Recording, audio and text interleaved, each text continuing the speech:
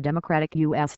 Senator Harry Reid has expressed his support for the agreement the United States and 5 other nations reached with Iran to limit the country's nuclear program in exchange for sanctions relief.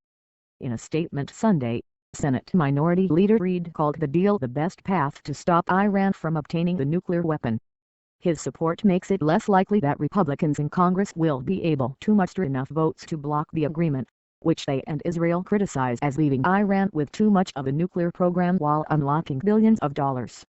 Reid said part of his support for the deal lies in what he called the lack of any viable alternative put forth by those who oppose it. It is a fantasy to say that if Congress rejects the agreement, the administration can simply go back and get a better agreement, he said. That is not a real option and we should not pretend that it is.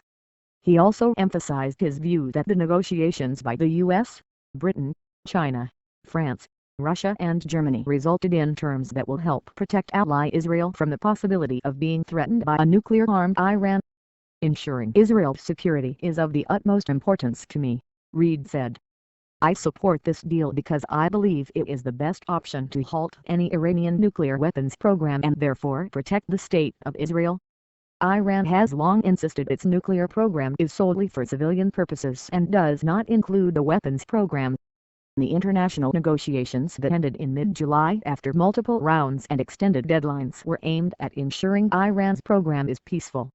The agreement cuts back Iran's nuclear activity to lengthen the amount of time it would take for Iran to get itself to a place where it could potentially build a nuclear bomb, and includes the threat of reimposing the harsh sanctions that have badly hurt the country's economy over the past decade.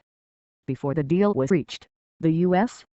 Congress demanded President Barack Obama give lawmakers a chance to review any agreement before it went into effect, the result of which is a 60-day period that runs out on September 17. Congress has until then to vote for or against the terms, in effect choosing whether to allow the sanctions it has imposed to be lifted and thus completely fulfill the U.S. side of the deal.